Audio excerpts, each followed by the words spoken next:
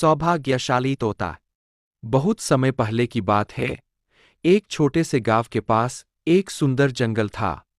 उस जंगल में तरह तरह के पक्षी और जानवर रहते थे। उन्हीं पक्षियों में एक अनोखा तोता भी रहता था, जिसका नाम चिरकू था।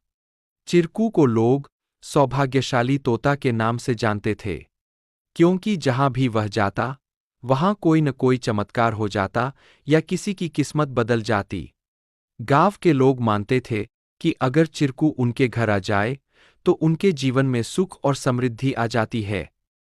चिरकू हमेशा खुश रहता और अपनी मधुर आवाज में गाने गाता।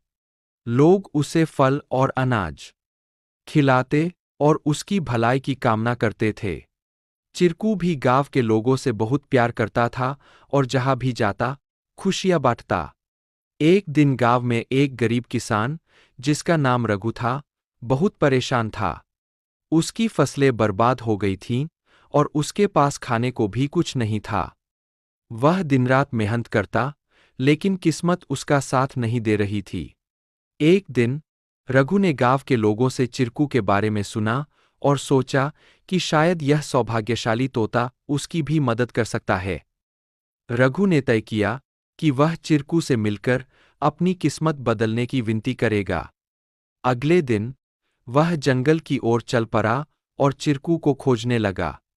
बहुत ढूंढने के बाद उसे चिरकू एक पेड़ की डाल पर बैठे हुए मिला। रघु ने बड़े ही आदर के साथ कहा। चिरकू ने रघु की बातें ध्यान से सुनी और उसकी आंखों में दया उमड़ आई। चिरकू ने अपनी चोंच में एक छोटी सी चमकती हुई पत्ती उठाई और रघु को देते हुए कहा, यह जादुई पत्ती है। इसे अपनी जेब में रख लो और जब तुम अपने खेत में काम करने जाओ, तो यह पत्ती तुम्हारी किस्मत बदल देगी। रघु ने धन्यवाद कहा और वह पत्ती लेकर अपने घर लौट आया। अगले दिन वह अपने खेत में काम करने के लिए गया। जैसे ही उसने खेत में जुताई शुरू की, अचानक से बारिश होने लगी। उसकी सूखी जमीन हरी भरी हो गई और थोड़े ही समय में उसकी फसलें लहलहा उठीं। रघु की मेहनत सफल हुई और उसकी किस्मत सच में बदल गई। अब रघु के पास भरपूर अनाज था और वह फिर से खुशहाल जीवन जीने लगा। उसने गांव के लोगों को चिरकू की बुद्धिमानी और उसके द्वारा दी गई जादुई पत्ती के बारे में बताया। सभी लोग चिरकू की प्रशंसा करने लगे और उसे और भी अधिक प्यार देने लगे। लेकिन चिरकू ने रघु को एक बात कही थी। याद रखना, यह पत्ती सिर्फ तुम्हारी मेहनत का साथ देगी।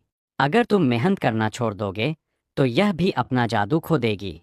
रघु ने चिरकू की बात समझ ली और कड़ी मेहनत जारी रखी। धीरे धीरे उसकी स्थिति पहले से बहुत बेहतर हो गई। वह गांव के सबसे सफल किसानों में से एक बन गया, लेकिन उसने कभी यह नहीं भूला कि उसकी सफलता में चिरकू और उसकी मेहनत का कितना बड़ा हाथ था। कहानी से सीख। इस कहानी से हमें यह सीख मिलती है कि किस्मत भी उन्हीं का साथ देती है, जो खुद मेहनत करते हैं।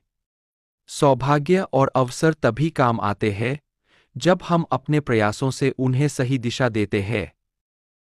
Please like, share and subscribe our channel to learn more.